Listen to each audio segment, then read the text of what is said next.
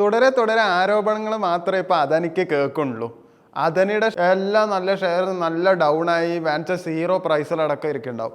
എന്നാൽ ഇതിപ്പോൾ വേഗം വിൽക്കാൻ നോക്കിയിട്ട് വിൽക്കാനും പറ്റാത്ത അവസ്ഥയായി. കാരണം വിറ്റവർക്കെല്ലാം നല്ല നഷ്ടമാണ് ഉണ്ടാക്കിയിരിക്കുന്നത്. അപ്പോൾ അത് വിൽക്കാണ്ട് നിലനിർത്തിയവരൊക്കെ അങ്ങനെ തന്നെ വെച്ചിട്ടുണ്ട്. ഡൗൺ ആണെങ്കിൽ അവിടെ വെറുതെ കടന്നോട്ടെ എന്ന് പറഞ്ഞിട്ട്.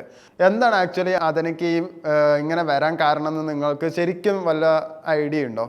സംഭവം ഇതാണ്, സോളാർ എനർജിയുടെ പുതിയ ഒരു പ്രൊജക്റ്റായിട്ട് അദനി ആക്ച്വലി അമേരിക്കയിൽ അത് തുടങ്ങാൻ പ്ലാൻ ഇട്ടിരിക്കുകയായിരുന്നു. പക്ഷെ അതിൻ്റെ ലൈസൻസ് അദനിക്ക് കിട്ടാത്തതുകൊണ്ട് അവിടുത്തെ ഇന്ത്യൻ എക്സ്ചേഞ്ച് കമ്മിറ്റിയിൽ ഇന്ത്യൻസിന് ആക്ച്വലി $250 മില്യൺ കൈക്കൂലി കൊടുത്തു എന്നാണ് ആക്ച്വലി കേസ്. അതായത് ഇന്ത്യൻ മണിയായ 2100 കോടി രൂപ, 16,000 കോടി രൂപ ലാഭം പ്രതീക്ഷിച്ചാണ് ആക്ച്വലി അദനി ഇപ്പോൾ ഈ കൈക്കൂലി കൊടുത്തിരിക്കുന്നത്. ഡൊണാൾഡ് ട്രംപ് ജയിച്ചതിന് ശേഷം ഡൊണാൾഡ് ട്രംപിന്റെ കീഴിലുള്ള US ഇൻഫ്രാസ്ട്രക്ചറിൽ 85,000 കോടി രൂപ അദനി എന്തായാലും ഇൻവെസ്റ്റ് ചെയ്യുമെന്ന് ഡൊണാൾഡ് ട്രംപിന് വാക്ക് കൊടുത്ത് കൈ കൊടുത്ത് വന്നതിന് ശേഷമാണ് അദനിക്കെതിരെ ഈ അറസ്റ്റ് വാറണ്ട് വരുന്നത്.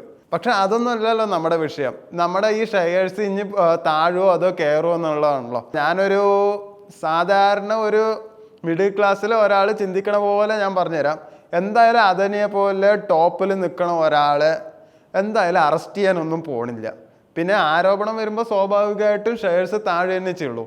പക്ഷേ ഈ താഴ്ന്ന സമയത്ത് നിങ്ങൾ കൂടുതൽ ഷെയർസ് എല്ലാം വാങ്ങി വെക്കുകയാണെങ്കിൽ എന്തായാലും അത് നല്ല ടോപ്പിലേക്ക് കയറി പോവുക തന്നെ ചെയ്യുള്ളൂ. കാരണം മൂപ്പരെ അറസ്റ്റ് ചെയ്ത ഇന്ത്യയിലെ സമ്പദ് വ്യവസ്ഥ എന്തായാലും ഒരു താറുമാറാവും എന്നുള്ളത് ഉറപ്പുള്ള ഒരു കാര്യമാണ്. അപ്പോൾ മൂപ്പർക്ക് അറസ്റ്റും ഉണ്ടാവില്ല.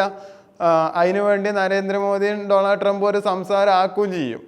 അതൊക്കെ ആ രീതിക്ക് അങ്ങോട്ട് പോകും. അതെന്തെങ്കിലും ആയിക്കോട്ടെ. പക്ഷെ എന്തായാലും ഷെയർസ് താഴ്ന്നത് നമുക്കൊരു ഗുണമാണ്. ഇപ്പം എന്തായാലും വാങ്ങി വെച്ചവർക്ക് നഷ്ടം ഉണ്ടായിട്ടുണ്ടാവും, അത് കാര്യമാക്കണ്ട. പക്ഷെ നിങ്ങളുടെ കയ്യിൽ ഇനിയും കുറച്ച് പ്രോഫിറ്റ് ഉണ്ടെങ്കിൽ അതൊന്ന് കൂടുതൽ വാങ്ങുകയാണ് ഏറ്റവും നല്ലത്. അല്ലെങ്കിൽ ഉള്ളതൊക്കെ അവിടെ തന്നെ വെക്കുകയാണ് നല്ലത്. നഷ്ടത്തിൽ വിൽക്കാൻ നിൽക്കണ്ട. അതെന്തായാലും ഒരു മാർച്ച് ആകുമ്പോഴേക്കും അല്ലെങ്കിൽ ഏപ്രിൽ ആകുമ്പോഴേക്കും നല്ല ഡബിൾ റേറ്റിന് കൂടും. കാരണം വേനൽക്കാലത്ത് എപ്പോഴും സോളാർ എനർജീസിൻ്റെ എല്ലാ ഷെയർസിനും നല്ല വില കൂടുതൽ വരുന്ന ഒരു ടൈമാണ്.